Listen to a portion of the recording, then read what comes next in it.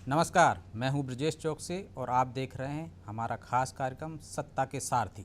और आज सारथी एक ऐसे अधिकारी हैं जो सीएसपी से लेकर एडिशनल एसपी तक, जिनका ज़्यादातर कार्यकाल भोपाल में हुआ, पड़ोस के ज़िलों में हुआ और मध्य प्रदेश के ही रहने वाले हैं। पन्ना में उनकी पढ़ाई हुई, सागर में उनकी पढ़ाई हुई, तो ऐसे अधिकारी मध्य प्रदेश को बेहतर तरीके से समझते हैं।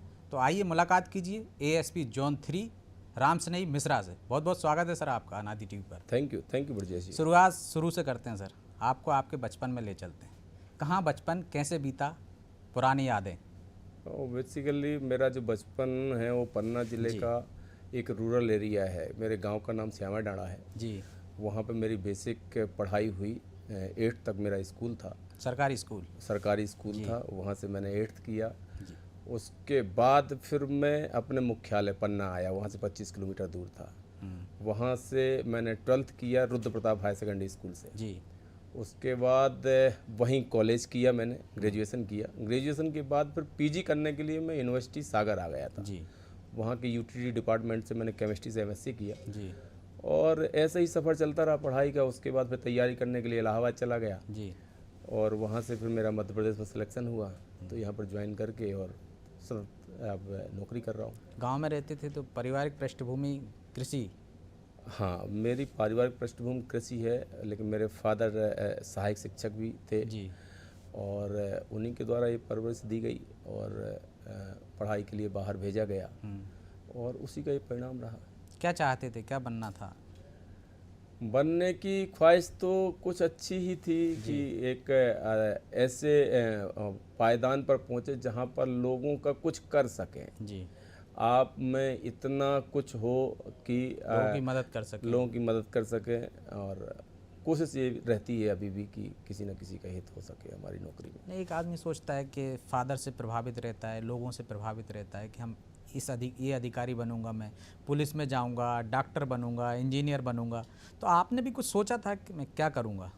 सबसे पहले मेरी ख्वाहिश थी, जिस ज़माने में पढ़ता था, कि डॉक्टर, इंजीनियर जी।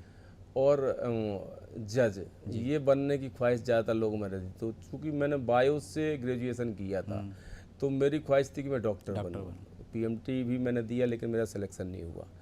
फिर धीरे धीरे परिस्थितियों के हिसाब से ख्वाहिशें चेंज होती रहती हैं। फिर जैसे ही मेरा ग्रेजुएशन हुआ तो उसके बाद फिर मैंने कॉम्पिटिटिव एग्ज़ाम की तरफ अपना रुझान किया और फिर ये था कि प्रशासनिक कोई बड़ा ओहदा मुझे मिले और उसी कोशिश में फिर मैं सफल हो किसी गया। से प्रभावित हुए थे कि ये देखकर एमपीपीएससी दी कि जिसमें भी सिलेक्शन हो जाएगा वो कर लेंगे? नहीं, प्रभावित ऐसा कुछ नहीं थे। एक अपनी सोसाइटी बनती है कॉलेज यूनिवर्सिटी में। जी। तो यूनिवर्सिटी में जब मैं था तो बहुत सारे लोग यूपीएससी देते थे, पीएससी जी। देते थे। तो बस मैं भी अपने आप में अपने खुद की समीक्षा करता था कि मैं किस पोजीशन पर हूँ, क्या कंपटीशन को फाइट दे सकता हूँ कि नहीं।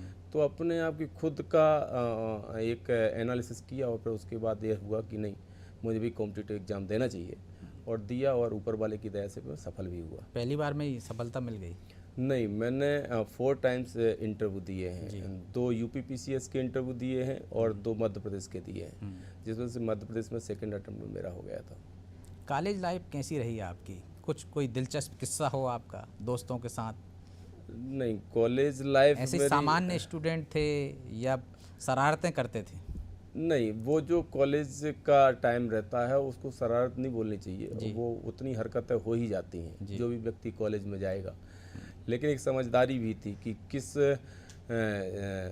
लेवल तक आपको शरारत करनी हो, किस लेवल पर फिर आपको गंभीरता दिखानी है। ये हमेशा मेरे अंदर रहा है और मैंने कॉलेज की लाइफ को भी एंजॉय किया और फिर एक गंभीरता के साथ उस पढ़ाई को भी मैंने एक अपने मुकाम तक पहुंचाया और फिर कंपटीशन में भी एक अच्छे रिजल्ट को पाया। जब आपका सिलेक्शन हो गया होगा, गांव से आए पृष्ठभूमि में, जब गांव वालों को पता चला होगा, परिवार वालों को पता चला होगा, तो कैसा रिएक्शन था उनका?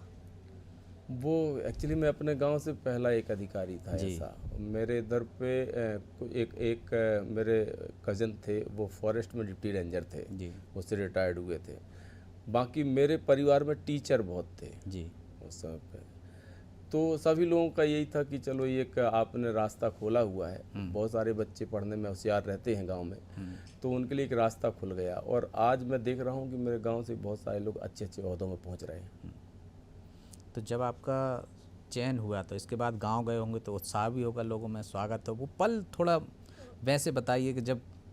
एक्चुअली उस पल को तो डिफाइन कर पाना थोड़ा सा मुश्किल है, जी। क्योंकि जो आप चाहते हो वही आपको मिलता है और एक बड़ी मेहनत के बाद मिलता है, तो वो तो एक खुशी का क्षण रहता है। उसमें सभी लोग शामिल थे, मेरे परिवार के लोग, मेरे रिश्तेदारान, सभी लोग थे। मेरे भाई साहब हैं, मेरा एक छोटा भाई है, मेरी बहनें हैं, तो सभी लोग उसमें शामिल थे कि हमारे भाई ने ऐसा सोचा, उसको ऐसा मिल गया। अपन भी यही सोचते थे, अपना ख्वाब ही था ये। जी। तो वो अब ख्वाब पूरे होते हैं तो उस खुशी के क्षण को आप समझ सकते हैं क्या होगा। चयन होने के बाद सबसे पहला पड़ाव होता है ट्रेनिंग का, तो ट्रेनिंग कैसी रही आपकी, और ट्रेनिंग में कोई दिलचस्प किस्सा? ट्रेनिंग अच्छी रही। जो एक क्रेडिट होता है, जो अनुशासित होकर के ट्रेनिंग करता है उसी हिसाब से किया। उसमें दिलचस्प किस्से काफ़ी हैं, क्योंकि मेरी वाइफ भी मेरे साथ में थी जी। और वो भी ट्रेनिंग में थी, तो कभी कभी ऐसे वाक़े होते रहते थे जो अभी भी उनको गुदगुदा देते हैं। याद करके और कहीं ना कहीं एक होठों में मुस्कान आ जाती है। और बाकी अच्छा ऐसा ट्रेनिंग। ही एक आध किस्सा दर्शकों को भी सुना दीजिए कि उनके मोठों पे भी मुस्कान आ जाए। नहीं, ऐसा कुछ नहीं है। काफ़ी कुछ प्रतिबंध थे और प्रतिबंधों के बावजूद भी हम एक दूसरे से बिना मिले नहीं रहते थे, जी। और वो आज भी एक रहस्य है कि हम मिलते कैसे थे। तो बस वही एक किस्सा है जो लोगों के बीच में तो नहीं जाना चाहिए, लेकिन प्रतिबंध था उसके बावजूद भी मिले हम। तो आपके अफेयर की शुरुआत वहीं से हुई? नहीं, क्या पहले से? मैंने एकेडमी जानने के 20 दिन पहले शादी किया था। जी। एकेडमी ज्वाइन करने के पहले ये था कि साथ में ही अपन कदम ताल करेंगे और ज़िंदगी की शुरुआत करेंगे। तो लगभग 15-20 दिन पहले मैंने शादी किया, उसके बाद फिर दोनों लोगों ने एकेडमी ज्वाइन किया। पहली मुलाकात कैसे हुई थी आपकी? पहली मुलाकात मेरी एक जो पब्लिक सर्विस कमीशन है जी। उसमें एक दिन पहले उनका इंटरव्यू था और उसके एक दिन पश्चात मेरा इंटरव्यू था। तो बस ऐसे ही आमना सामना हुआ है, बाकी कोई ख़ास ऐसी मेल मुलाकात नहीं थी। उसके बाद फिर चूँकि सिलेक्शन हुआ, तो सिलेक्शन के बाद फिर उनके पेरेंट्स ने मिलने की ख्वाहिश की और अपन भी उसी तलाश में थे। जी। तो बस ऐसा तो लव के बाद अरेंज मैरिज हो गई? हाँ, अरेंज ही मान के चलिए उसको। आपका फिर आता है एक पोस्टिंग का, तो पहली पोस्टिंग कहाँ थी और पहला केस क्या था? मैं पहली पोस्टिंग मेरी एज ए पुलिस के दायित्व वाली थी जबलपुर में। जी। हम दोनों लोग वहाँ पे प्रोबेशनर थे और वहाँ के प्रोबेशन के टाइम पर मैं गोहलपुर थाना पहुँचा था, जी। जहाँ पे मेरा 1 माह का टाइम था।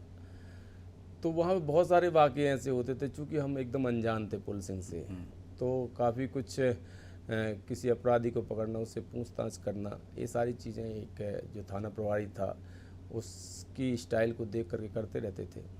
मेरे एसपी थे डॉक्टर नकवी जी। काफ़ी डॉक्टर साउंड SW ऑफिसर हैं और बहुत ही अच्छे नॉलेज वाले ऑफिसर हैं।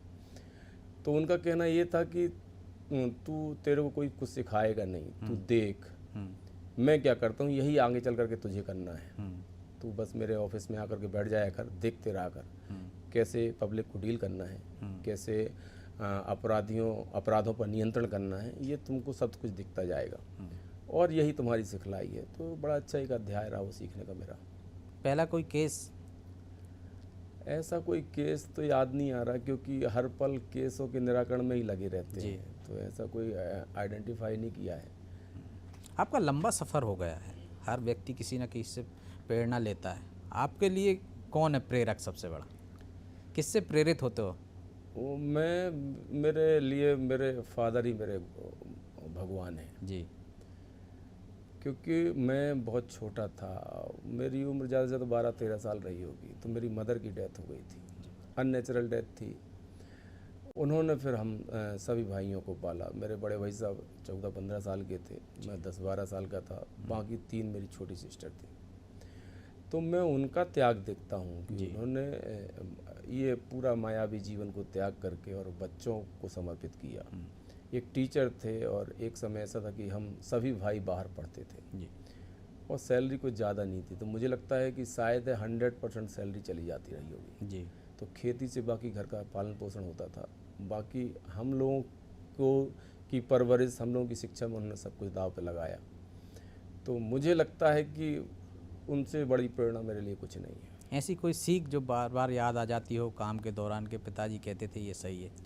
मेरे पिताजी आज भी कहते हैं, क्योंकि कभी टीवी देखते हैं और काफ़ी पुलिस का नेगेटिव रोल देखने को मिलता है फिल्मों में भी। जी।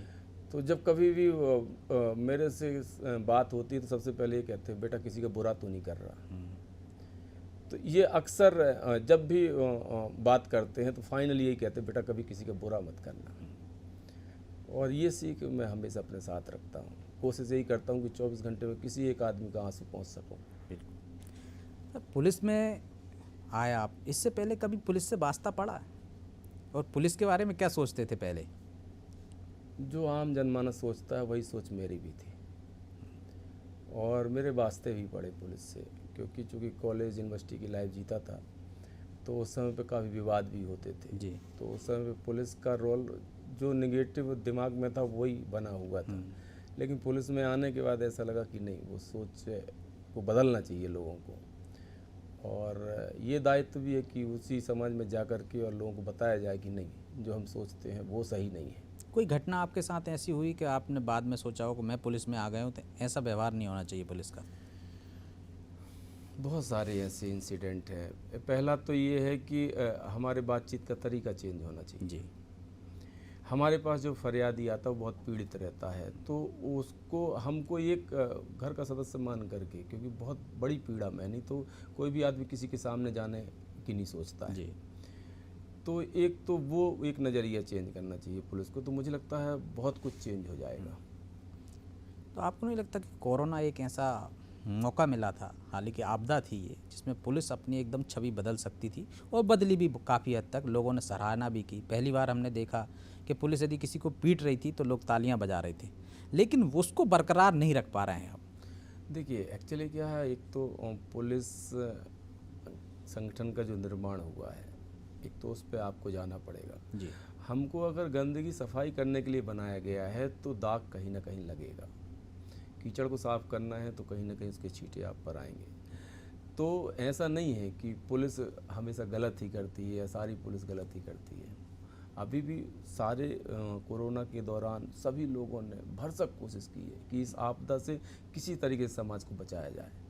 लोगों को जान जोखिम में डालते थे, जाकर के या तो उनसे गुजारिश करते थे या निवेदन करते थे या फिर फोर्सफुली करते थे। सिर्फ उसके पीछे मोटिव यही था कि आप अपनी ज़िंदगी को सुरक्षित रखें।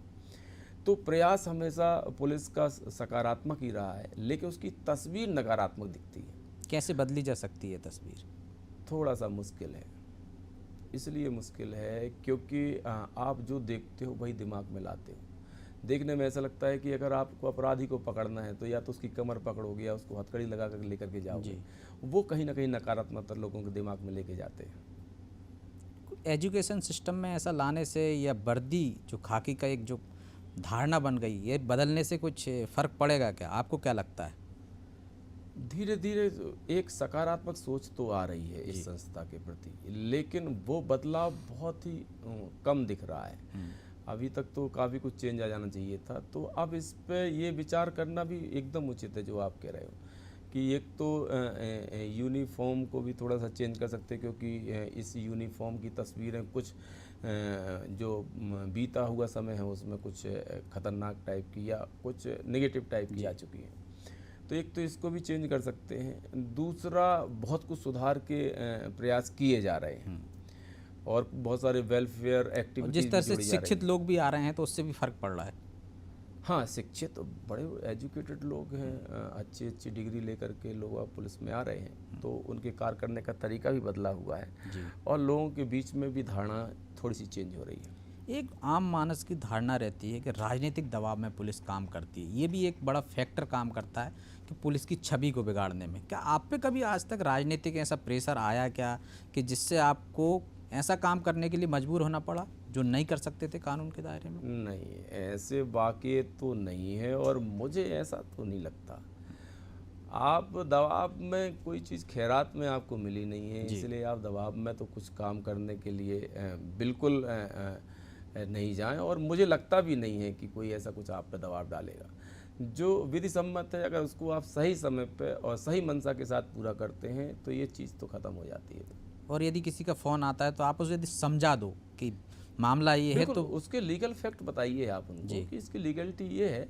और कोई भी व्यक्ति जो समझदार आदमी है वही आपको फ़ोन लगाएगा। और जिसमें अगर आप कहते हो कि राजनेता फ़ोन लगाते हैं तो वो भी बड़े अनुभवी लोग रहते हैं। अगर आप उनको वैधानिकता उसकी बताएंगे तो कदापि नहीं वो दबाव बनाते। अब तक के कार्यकाल में कोई दिलचस्प केस जो याद हो आपको? वैसे तो बहुत होंगे। ढेर सारे केसेस हैं। शुरुआती दौर में चूँकि इन सब चीज़ों का रिकॉर्ड भी आदमी रखता है, जी। फिर तो जीवनचर्या का एक आधार ही बन आधार बन जाता है। जाता सुबह से उसी काम में लगते हैं, तो ऐसा तो कोई खास केस नहीं है जिसके बारे में यहाँ डिस्कस किया जाए। जिसकी इन्वेस्टिगेशन बहुत बेहतर हुई हो, जिसमें आपको ज़्यादा अफेक्ट करना पड़े हों, रात भर जागना पड़ा हो, ऐसे ढेर सारे किस्से ऐसे रहते केसेस हैं बहुत जो हैं। आज भी जब आप अपने किसी जूनियर को सुनाते हो कि मैंने ये केस ऐसे सॉल्व किया था, तो एक खुशी होती है कि हमने कितनी मेहनत की थी, जो लोगों को प्रेरित करता है। नहीं, शुरुआती दौर में था, हालांकि उसमें कोर्ट ने भी कहा था कि आप भगवान नहीं हो, जी। हम भी जजमेंट देते हैं तो किताब पढ़ के देते हैं, इसलिए किसी भी चीज़ को साक्ष्य के बेस पर लेकर के आना चाहिए था। ये एक ऐसा वाकया हुआ था जिसमें से पूरे परिवार को 302 में फंसा दिया गया था। उसकी मैंने विवेचना की थी तो मुझे काफ़ी उसमें खुशी हुई थी कि ये निरपराधी लोग बच गए उसमें। मूल अपराधी था एक काफ़ी कुछ बड़ी हैसियत वाला था गांव में जी। तो उसका बच्चा था बेसिकली, और वो छेड़छाड़ उसने किया था तो एक महिला के द्वारा सुसाइड कर लिया गया था। लेकिन फिर बाकी सामाजिक दबाव में उसके द्वारा अपने परिवार के लोगों का नाम ले लिया गया था। तो एक वो केस मुझे आता है कि मैंने एक न्याय देने की कोशिश की, हालांकि उसमें काफ़ी मेहनत लगी थी। जी। और अक्सर मुझे लगता है सभी जितने भी मेरे समक्ष में केस आते हैं तो मैं कोशिश यही करता हूँ कि जो उसका विधि सम्मत फैक्ट है उसको समाहित करके उसका निराकरण किया जाए और निरपराधी कहीं भी उसके घेरे में न आए। सर, आपने इन्वेस्टिगेशन की बात की है, विवेचना की जो बात की, आज हम देखते हैं कि विवेचना का स्तर गिर गया है। आप यदि कोई निर्दोष आदमी के खिलाफ एफआईआर दर्ज करा देता है तो पुलिस गिरफ्तार करती है और कोर्ट पर डिपेंड हो जाती है कि वो वहाँ से बरी हो या उस सज़ा मिले। जो काम आपने किया है वो पुलिस में क्यों गिरावट आई है उस स्तर की, विवेचना के स्तर की, और आज क्यों किसी को बचाने में, यदि वो निर्दोष है तो उसकी निष्पक्ष जांच करके उसको एफआईआर से बाहर करने में डरती है पुलिस? नहीं, जांच पूरी कोशिश की जाती है, लेकिन और भी समाज के बहुत सारे तबके हैं जो सहयोग नहीं करते। जी। हम उनसे भी आशा रहती है ना कि आप भी तो सही बोलें। दिक्कत इस चीज़ की रहती है कि पुलिस एजेंसी सिर्फ इन्वेस्टिगेशन करती है, जजमेंटल एजेंसी नहीं। जी।